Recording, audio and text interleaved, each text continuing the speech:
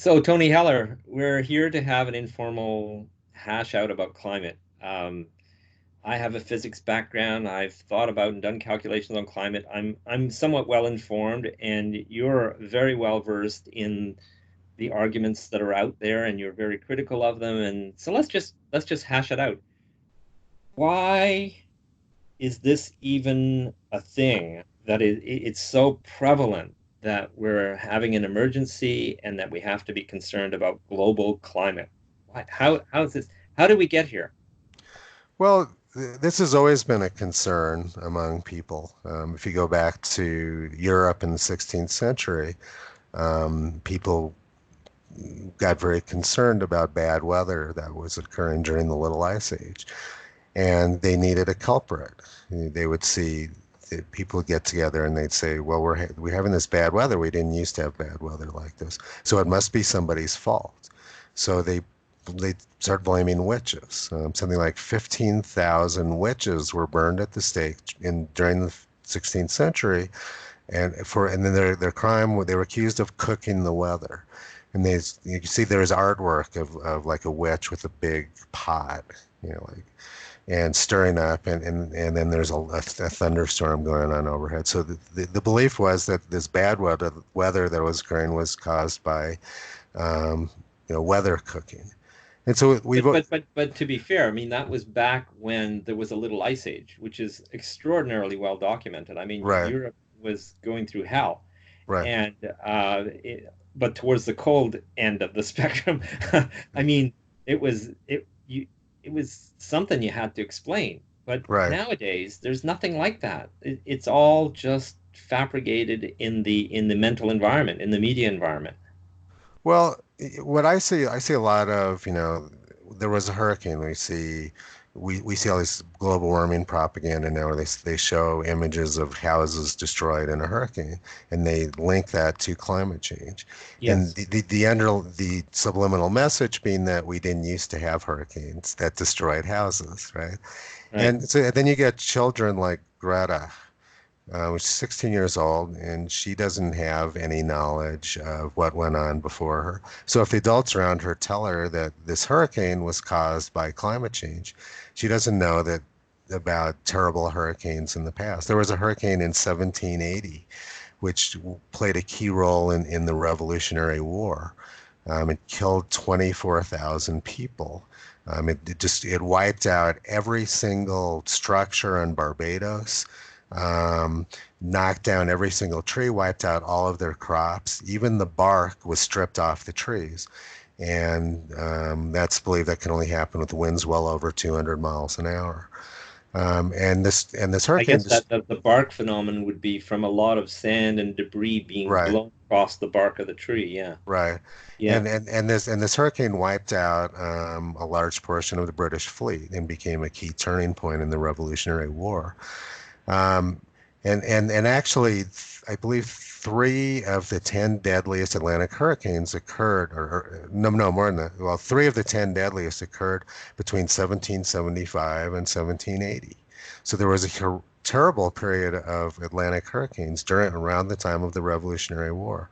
So but Greta's not going to know about this, right? And there was a storm surge in the North Sea, and All Saints Day, I think it was in 1570, which killed 30,000 people. There was a storm surge in the North Sea, which just wiped out 1,000 miles of England's coast in February 1953, killed 1,500 people in Britain in 19. How many modern people in Britain know about that now? Very few. And unless you were 80 years old, you're probably not going to remember the 1953 storm surge. So Right. there's a, there, there's And you can also rely on published scientific reports. I mean, there will be scientists that will do reviews. Historical climatologists will do reviews of intense events, and they will have pronouncements about whether they see an increase or not. right, And every time I've dug deeper and deeper and looked at the sources of some of these statements that you see in the media or right, even that you see in some of the later scientific articles, you find these very respected historical climatologists saying, look, here's the data, here's how we measure it. we don't see statistically significantly more in this period than this other period, and Right. that's right there in their articles. But Right. so you can rely on the historical events that we know about, that you can talk about like you just did. But there's also a lot of very good scientific reporting that has just disappeared from Right. even, yeah. It, Well, the big political thing occurred in January of 1993 in the United States when Al Gore became vice president. And the first thing he did was purge skeptics from government funding and from government positions. The two most notable cases being Dr. Bill Gray at Colorado State University, who is considered to be the world's leading tropical meteorologist, and he invented hurricane forecasting. Bill was a very good friend of mine, and he passed away 3 years ago. But he told me um, several times the story about how he'd gotten funding from NOAA every year for decades. And then when Al Gore became vice president, he held a conference in Washington and invited Dr. Gray to attend. Dr. Gray said, "I'm happy to come to your conference, but I'm not a big believer in your global warming theory." We never got another penny out of the government. This is the world's leading tropical meteorologist, so he got put on a blacklist. Same thing with, it's interesting that you would say 1993 and the coming in of Al Gore, because I wrote a big paper about geopolitics and how climate came into being, and I related it to exactly that period, the early 90s, and right, it was in direct relation to the fall of the Soviet Union. right, Okay, so the fall of the Soviet Union was a dramatic change in so-called globalization.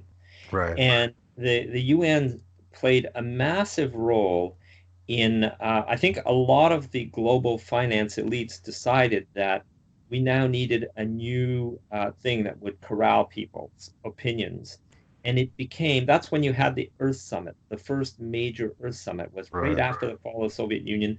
And there hadn't been these global conferences put on by the UN for a decade or more. And all of a sudden they were talking about the World Summit, the global problems, and all of these things. So there's a number of things that came into being right at that time with these global conferences that sort of became how institutions, educational institutions, and governments were organized in the Western world after that. right, Okay? So you had anti-racism became a thing. It used to be right, human rights, but it became an expressed thing, like gender equity. Girls are being killed and raped and so on. Boys are too. They're being taken in, into, but it was all about expressly about girls and gender equity. Anti-racism became a really big thing, and the environment and climate became a really big thing. The IPC was restructured at that time and so on. So you can actually see these high level institutions highly influenced by NGOs funded by the financial elites, and that's about the time when NGOs acquired a legal status within the UN as well. okay, yeah, So NGOs became like people who had legitimacy at the UN. Before it was only elected governments. All of a sudden, NGOs that are directly influenced by these elites are part of something legitimate. That they have rights at the UN. right, NGOs have rights, and so all of this happened in the early 90s and created the world that we've now inherited. And I think Al Gore was part of that. I don't think he was the the main actor. You can see in my study, I found that there's some scientists who looked at journal articles and how often you mention climate in a positive light. Um, that went up by a factor of 5 all of a sudden around the world in all the major newspapers at the same year. I believe it was 2003, the year that Al Gore's film came out, An right, Inconvenient. So I don't think Al Gore was acting alone or was directing this, but I think he's part of this uh, large global financial elite that are guiding us about how we should be in the world right. and what should be of concern to us. And I think he's an integral part of that, and he's benefiting from it. But I don't think he's like the boss man. Yeah. I mean, Yeah, I don't think so either, but he's been tremendously influential because of, like he got purging people like Bill Gray. Will Happer was head of new technologies at the Department of Energy, and Gore fired him. Will Happer, being one of the world's leading experts on radiative transfer at Princeton. He's also a good friend of mine. So he, so Al Gore sent out the message to the scientific community that if you want to keep getting funding, you have to toe the line on the global warming thing, or keep your mouth shut at a minimum. And that message has been heard loud and clear in the scientific community. Everyone knows that if you look at any paper that gets published, even if the content of the paper is very anti-hysteria, they always throw in a few key words yes, in support of yes. the political Well, people want to hear. these high-level clever scientists, when I'm at a conference with them, I used to go to scientific conferences a Yeah, lot, and I ask them, what do you think of global warming? I get this canned response from the top people, yeah, geochemists, biogeochemists, right, environmental scientists, and they always say, well, climate change is occurring, but the question is how much of it is due to human activity? I right, mean, come on, let's start at the beginning. Is climate change occurring? yeah, Can we start with that? You're a scientist, okay? yeah, Why are you expressing this position? You haven't researched it, it's not your field. right. How? You're a scientist, you're an environmental scientist. Why is that your canned response? You And know? it's for political reasons, right? And like I Yeah. said, I grew up in Los Alamos, and my dad would come home from work just about every day complaining about all the politics at the office. And you would see this every time you had a new president. The whole direction of the lab would change. I was working in the late 1970s for Jimmy. I was working at Los Alamos for Jimmy Carter on his oil shale project. The United States had suffered through the Arab oil embargo, and Jimmy Carter was very intent on developing U.S. energy supplies. And so I was working on an oil shale. And then as soon as Reagan got elected, Reagan wasn't interested in that. He just wanted to buy cheap oil from the Arabs, and he wanted to do Star Wars. So the whole direction of the laboratory switched from energy development to Yeah, weapons well, development. for some reason, the public has this impression that scientists are independent researchers, that they Yeah, have this academic freedom or scientific right. inquiry freedom, which is completely false. I mean, Yeah, the agencies fund the research that they want, yeah, and therefore the research that they want gets funded. Period. right, It's right, that simple. There's a direct control of the funding. right. It's crazy for people to have this notion that scientists have thought about this and are telling us what they see as the truth for the good of the public. Yeah, You know? yeah. I had an interesting conversation. I was up at NCAR, National Center for Atmospheric Research, which is I've done quite a bit of work for them, and I ride my bicycle. They're up on top of a 800-foot high hill, so I ride my bike up there just about every day. And one day earlier in the year, I think I was just bumped into this guy, and we started talking about the weather or something. He's coming out, and then I found out he was a tropical meteorologist at NOAA. So started talking to him. I said, "Oh, I was good friends with Bill Gray," and he immediately kind of got an odd look, kind of says, he says, oh, he says Bill became very vocal later on in life about climate. And I said, yeah, I used to walk through the halls with him at the Colorado State University Atmospheric Sciences Department, and people would just like they wouldn't even look at him. They felt very threatened by him. And he said, yes, well, people tend to overreact because they felt that he threatened their funding. And Yeah. then he was quite open with me about it. Hmm. And everyone understands this. Yes. If you want to keep your funding coming in and you're a global warming skeptic, you keep it zipped. Hmm. As soon as you open your mouth, you're done in that Yes. profession. Yes. Yes. And And yeah, no, it has really occupied us. right, Yes, it's occupied society, and in the real sense of the word occupy. It's crazy. Right, right. Yeah, yeah, So it seems to me that it's all political. And so the other thing I was going to say about Al Gore, the key thing that he did was that movie. He got that movie into the schools. Essentially, every public school child in the world has seen that movie, and now we have this generation of people like Greta who were raised on this propaganda, and they believe it to be true. And that movie was nothing but propaganda. It wasn't science. He's not a scientist.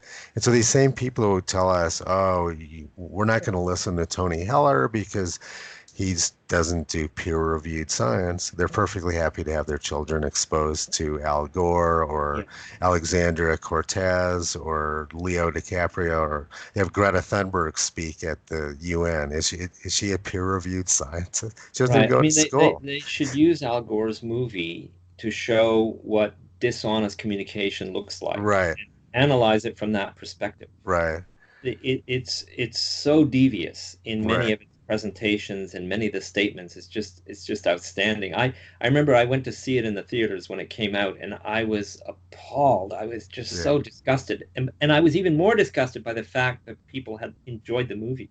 right, They were just thrilled to have been part of it, right. and here was this insane thing that I had just seen as a scientist. So yeah, no, it's nasty. It's a nasty world.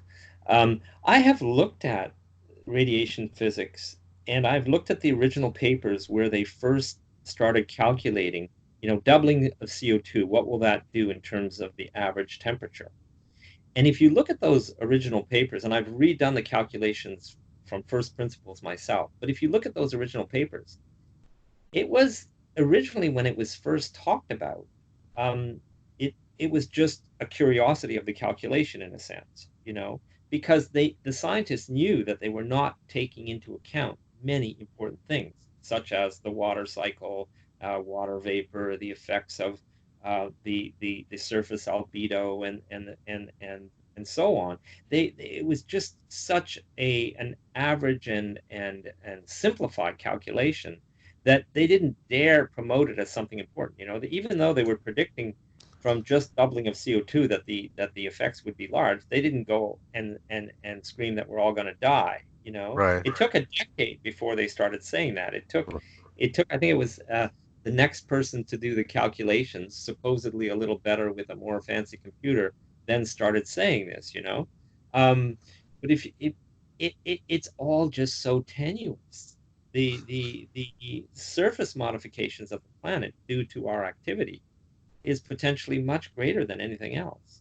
Oh yeah. And natural influences are also potentially much greater, and we don't understand any of it. Well, the National Center for Atmospheric Research hired me about 10 years ago to accelerate the radiative transfer model. Um, I, but I have degrees in geology and electrical engineering, and so they hired me to port their radiative transfer model over to a graphics processor to speed it up. So I became very well versed. That's at the core of their climate and their weather models. I Yep. became very well versed in how it worked, and so I run it frequently just to show people that the radiative transfer model that's being used in widespread use in the climate community does not show anything alarming. The even a huge increase in the amount of carbon dioxide in the atmosphere would produce minimal impact in the amount of downwelling long-wave radiation. And so that's why James Hansen came up with this whole positive feedback theory. Yes. There wasn't anything alarming in the radiative transfer calculations themselves, Yeah. so they needed to say, oh, it's going to amplify and spiral out of control. Yes, it will. And Yeah, will amplify the amount of water vapor in the atmosphere, for example. right, Like there'll right, be a coupling between CO2 and water vapor in the right, atmosphere, which is a right. much more important greenhouse gas. But that notion of this coupling is extraordinarily tenuous. There's no empirical data that demonstrates that. Well, Uh, and just the Earth has been around for a long time, and we've survived ice ages and periods much warmer. And the interesting thing is, if you look in the Antarctic ice core records, ice ages begin when carbon dioxide is at a peak, and they end when carbon dioxide is at a minimum, which shows that whatever is driving these large shifts in climate is not carbon dioxide. And it also shows us that feedbacks tend to be dominated by negative feedback. The system is stable. Yes. Yes, the If, system is stable. right, if positive feedbacks dominated, we would either be like Venus or we'd be like Pluto. Yeah. Yeah. And so it's pretty obvious that the argument that positive feedbacks dominate is not can't possibly be valid. Yeah. Yeah, no, it's nonsense. But It's when not. you get theoreticians like James Hansen, you know, they make models of it, and, which are never compared against the real world, and they can come up with anything they want. You know, Yes. And the radiative transfer program that you were talking about, the other thing too is that they like to complexify their models. yeah, Okay. You can get the right answer about radiative transfer with just two layers in the atmosphere. yeah, You're getting a really good first approximation if you just have one layer. uh-huh, And if you have two layers, it's not that different, the answer, and you're getting the right answer yeah, anyways. I've demonstrated this from first principles. So you don't need the Cray computer and the incredible, 10,000 lines of code and everything. If you just want something like the average global temperature, yeah, the calculation is simple and it's been known for a long time. yeah. And every time they've added layers of complexity, the base calculation of sensitivity to CO2 has never changed. Well, really, Okay.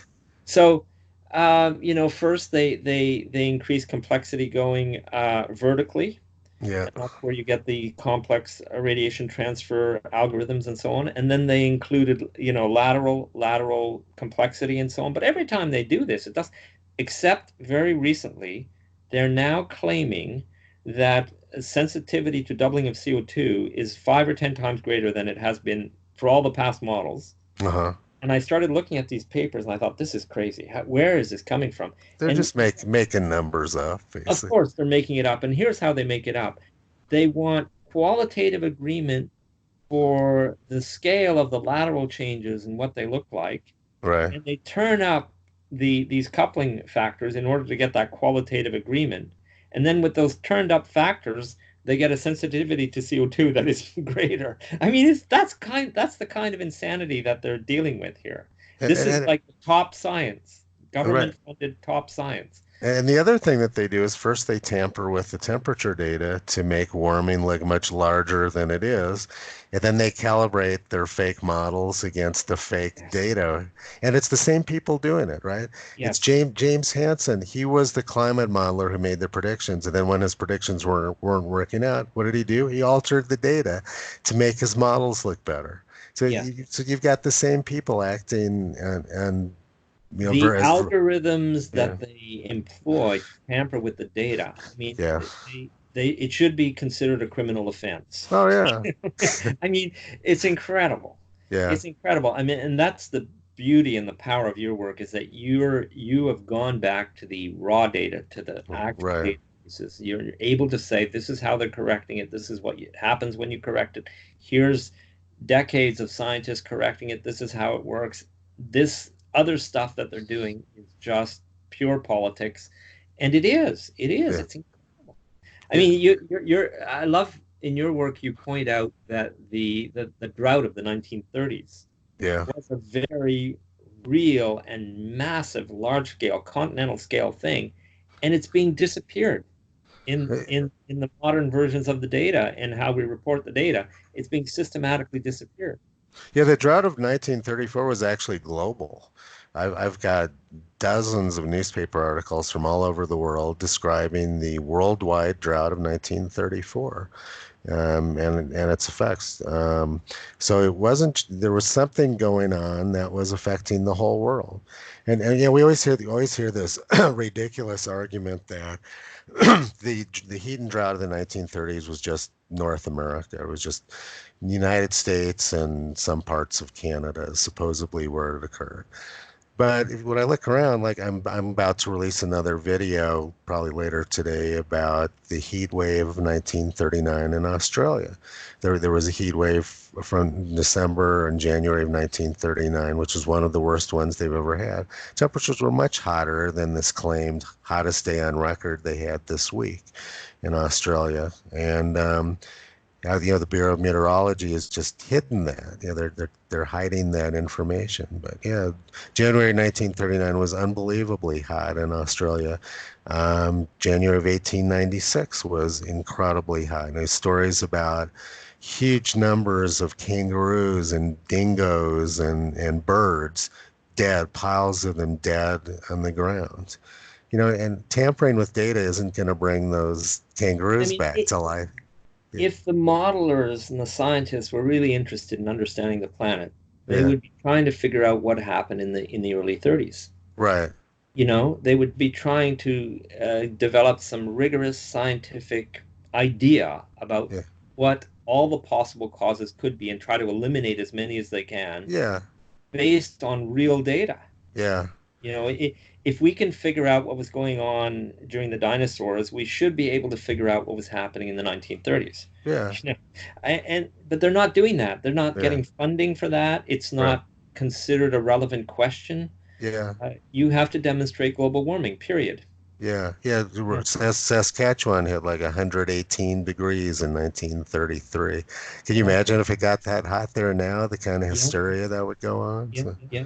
And how do you disappear that? The contortions they have to do to claim that the thermometers in the 1930s were somehow wrong to the point where you can disappear that stuff. It's just incredible what they do. yeah, in the 1930s, people were splitting the atom. They were building the Golden Gate Bridge, but they weren't smart enough to read a thermometer.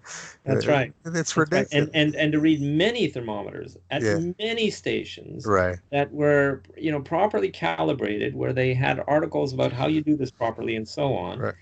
It's incredible. Yeah, well, one of the most amazing ones for me is this claim about time of observation bias, which Yes. is that if you reset your thermometer too close to the afternoon maximum, you're going to tend to double count high temperatures, which is perfectly reasonable theory. So I've done some experiments like the state of Missouri in 1936, about half of the thermometers were reset in the morning, about half were reset in the afternoon.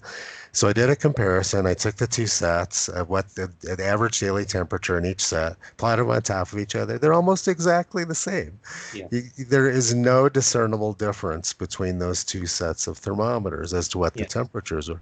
So it's a great theory, this time of observation, but in practice, for whatever reason, it doesn't work. Hmm. Hmm. And when I point this out to people like Zeke Housefather at Berkeley Earth, he just ignores it. He's just going to stick with his theory, right? Yes. He's not Yes. interested in the actual data. Right.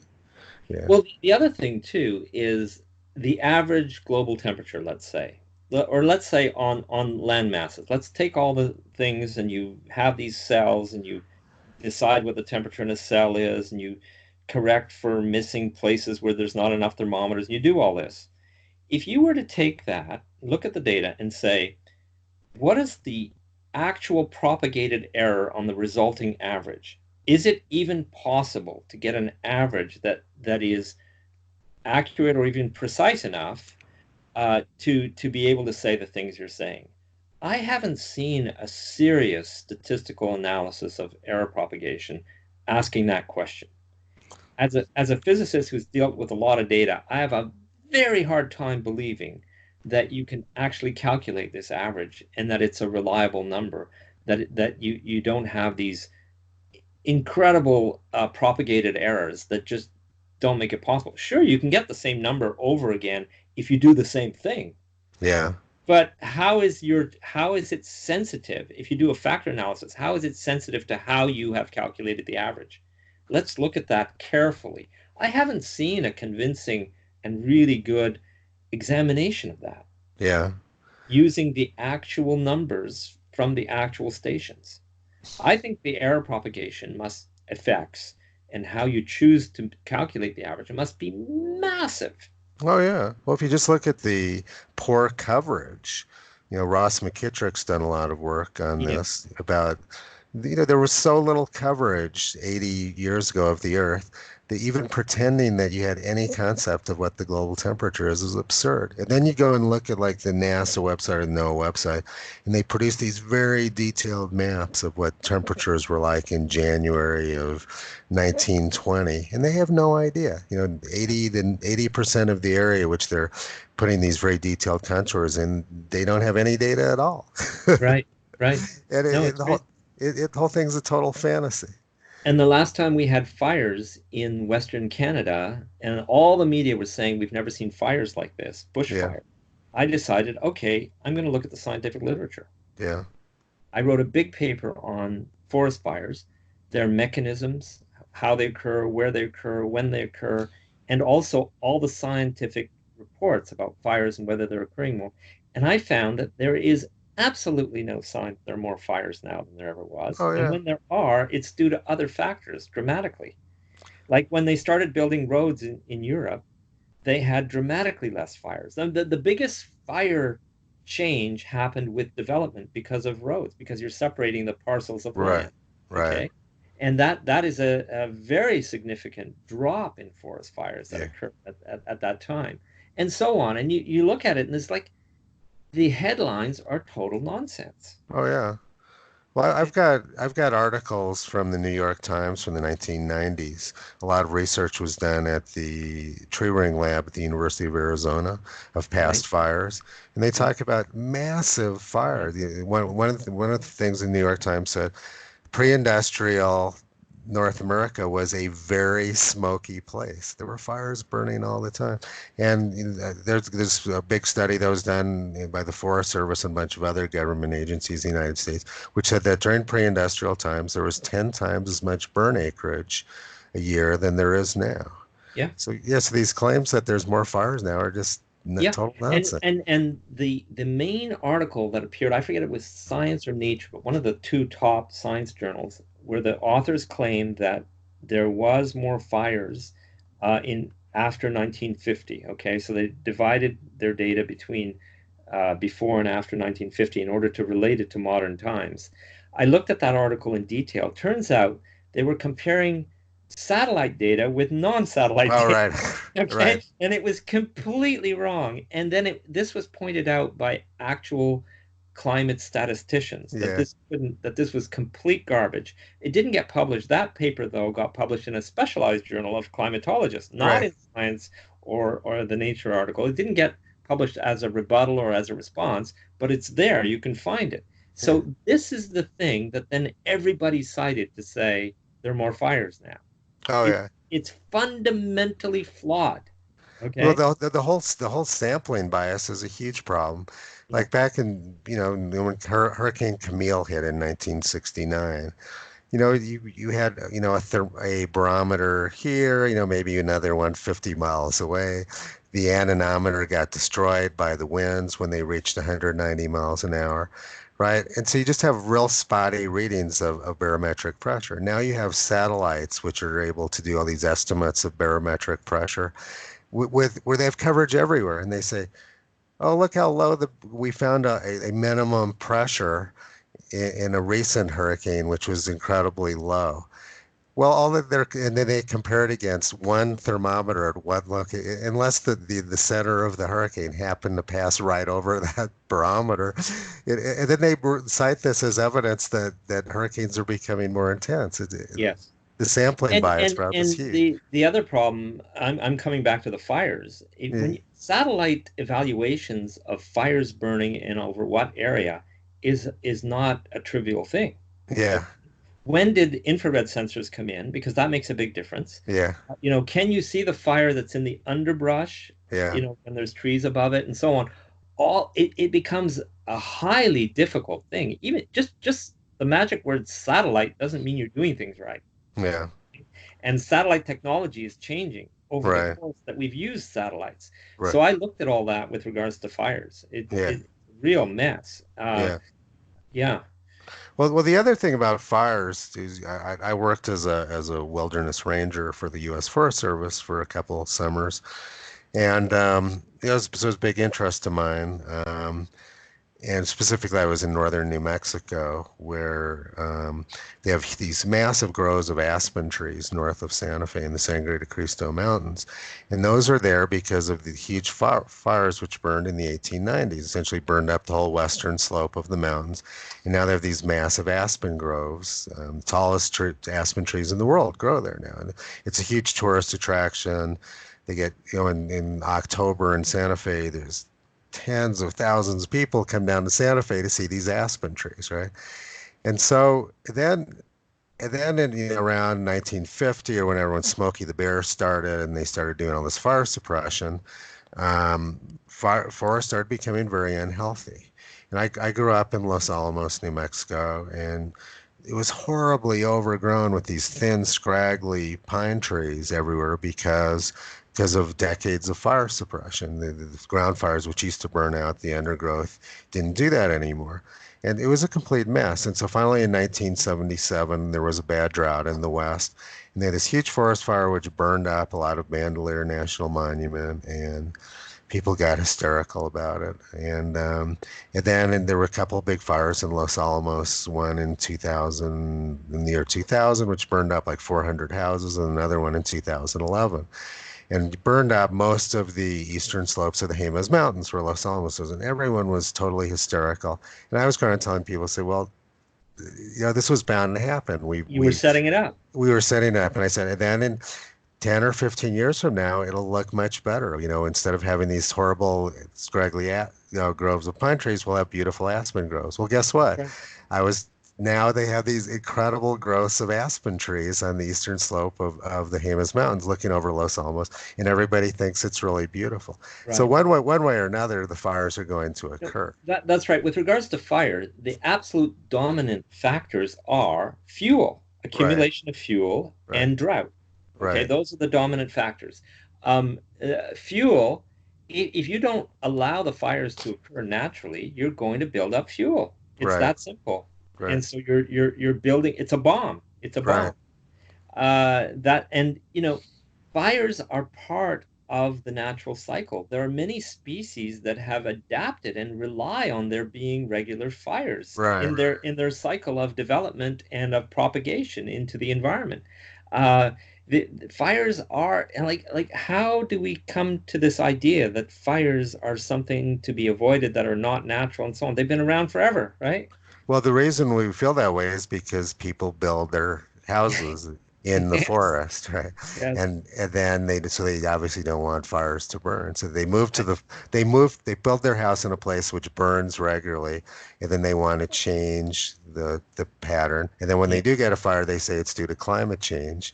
Yeah, and they build their houses in floodplains, and then when there's a flood, it's due to climate change, and everybody should be paying for it because I want to live here and never have a flood. Yeah, we had a great example here in Colorado. In 2012, we had this very bad drought and it was hot. And we had these terrible forest fires in Colorado, but a very large one west of Fort Collins. And then the next year, we had massive rains and floods, and it wiped out a lot of houses in some communities which had been built right on like in little islands in the middle of the St. Vrain River, which had been built specifically on islands that were created by floods, and then the houses got washed away. And of course, President Obama, who was pushing climate alarmism at the time, he made Colorado his poster child. Fires, floods, and these are just the normal things which go on here. And it's just because people had foolishly built communities in places where sooner or later there was going to be a fire or a flood. It was inevitable. Yes. I live in Boulder, Colorado. Why is it called Boulder? Because we have these big boulders in the creek, which were brought down by massive floods down Boulder Canyon. And, in order to move a boulder that's 6 feet across, the water's got to be moving pretty darn fast. Right. Tony, how do you? You deal with it by constantly putting out the message, and I love how acerbic you are and how direct you are and how you always appeal to the data, and you go and get the data, and you're really good at showing the data and illustrating the data and so on. But how do you deal with this level of stupidity that we have on climate these days? How do you personally, how do you deal with it? Like, Well, or do you have to deal with it? it's hard for me to call it stupidity because like I was just in Los Alamos, right, with all these top scientists at a party this week, and these are very smart people in their fields, and they're all totally bought off on it. So I don't see it as stupidity. I just see it as mass brainwashing. Right. They listen to NPR, they read the New York Times, and they're being bombarded. These are trusted sources of information from. They're being bombarded with propaganda. It's like Pavlov's dogs. They've been conditioned. You get bad weather, you get a hurricane, ding. They're no different from Greta in that regard. You get her. Why is that propaganda not having the same influence on you? Well, for one thing, I don't watch television. I haven't had a television for 25 years. I really haven't watched television for 50 years. I don't listen to the radio. I carefully choose my sources of information. And people who watch television, I don't think they realize how they're being continuously bombarded with mind control, propaganda intended to influence their thinking. And when I watch, if I'm at a friend's house and they make me watch television with them, I'm just sitting there, I'm horrified at how every single thing on there is mind control, whether it's the program itself or the commercials, right? You need this drug, right? Talk to your doctor about this drug because this drug will make you feel better. Or you need this kind of beer, or whatever it is. You need this car, whatever it is. People are being brainwashed constantly by But still, government. you went to school like everybody else, so Yeah, there should have been a good, strong basis of you being indoctrinated and you being prepped to continue to follow the mainstream thought, you know? well, it could be partly my engineering background. I worked for a lot of years for large microprocessor companies like Motorola, IBM, Intel, um, as a verification engineer on microprocessor designs. And so what I was hired to do was come in as an adversary. You'd have the designers who would be doing their design, and my role was to be adversarial. But my role was to go in and find everything that was wrong with their design and I was rewarded for doing so because the last thing that Intel wants is to send a chip to the fab with defects in it because that's going to cost them literally billions of dollars. So they probably have more verification engineers in Intel than they have design engineers, and our job is go through and flood. It didn't matter to me what the person's reputation, what the designer's reputation was, what his self-image was, didn't make any difference to me. All that I was rewarded to find things wrong with their work, and I was very good at it. So that's my view of the world. That's what you're Yeah, supposed to. So I do the same thing yeah, with climate. Yeah. right, you do. And it's making me think science does not have that check and No, balance. There not is at all. no way you're going to see that in science. Irrespective of the mythology that we're told, you would be punished for trying to do that in Right. science. Right. Your papers, I mean, the people you're criticizing are the reviewers of your papers, Right. and you're just going to be killed if you try to have that Right. approach in science. So science is the opposite of that. In fact, with science, the product is not a chip that you need to sell that Right. needs to work. The product is the propaganda that is Right. supporting what the elite wants. Right. That's the product. So you can't have a check on it. That would not make any sense, right? Yeah, yeah. In academia, the product is what brings more funding into the community, right? Which in turn That's the is what goal. what the establishment wants to Right. project as the thing that people will believe, Right. and that where they'll go along with how things are set up. Right. Yeah, Yeah, they have completely different goals in academia, right? yeah. It's to keep money coming in as their goal, and Mhm. From whereas the like perspective of the professional, that's the goal. From the perspective of the system, the yeah, goal is they're the high priests that control where people are, what people believe and think. right. So Yeah, in Eisenhower's farewell speech in 1961, his military-industrial complex speech, he also warned about the dangers of an scientific and technological elite, scientific and technological elite seizing control of public policy. mhm. And that's exactly what we've got going on here. You've got these people who, you know, I who But it's an they're elite, power mad. but it's an elite controlled by a higher elite of financiers Right, and global controllers that right, really benefit at an even higher level from all of right. it. Uh, Yeah, well, so they found a group of academics who are willing to be bought off and be used, and they live comfortable lives. They get lots of prestige. They get to fly to exotic places for conferences. They've got a great life, mhm. and so they've got that carrot, and the stick is if they ever told the truth, they would be beaten senseless. So for Yeah, they would no longer have a career, and right. they would no longer get published, and they would be forgotten. Right. So they've got a great carrot and stick approach to keeping this imaginary consensus in line. Hmm. You know, I've never talked to a geologist who believes who's a climate alarmist. Not a single one. None of them believe this stuff. Yeah, But they keep their mouths closed for because to I agree. protect The their earth scientists slash geologists don't believe this stuff at all. They laugh it off. It's incredible. All the ones yeah I've talked to. I was a member of an Earth Science Institute, yeah and nobody believed this stuff except the yeah, no, virtually nobody yeah. believed. The serious ones did not believe it at all. Well, Yeah. as a geologist, geologists were the traditional climate scientists because it's a lot of like oil exploration.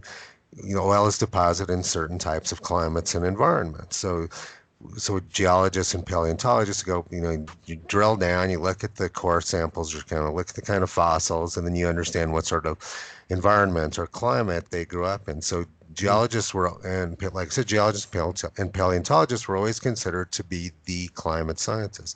And then sometime, about 30 years or so ago, it got hijacked by climate modelers who are dealing in a realm of fantasy. They're not doing real science. They take these global circulation models, which work reasonably well for a few days out for weather, but they're useless for anything more than a few days because there's In so terms many. of weather prediction, for sure. But Yeah. yeah, Well, yeah, you've no, got and it got hijacked by these people in the early 1990s, and it yeah, was all in relation to this massive geopolitical change, I think. right. Yeah, Yeah. yeah. Well, we've come full circle. Yeah. Yeah, it's been really great having this chat with you, Tony, man. Yeah. Thanks for talking with me and I'm going to gonna turn the recorder off just uh, so we don't feel pressure that we have to continue. We've been at okay. it for almost 50 minutes, so I'm going to do that now. Okay.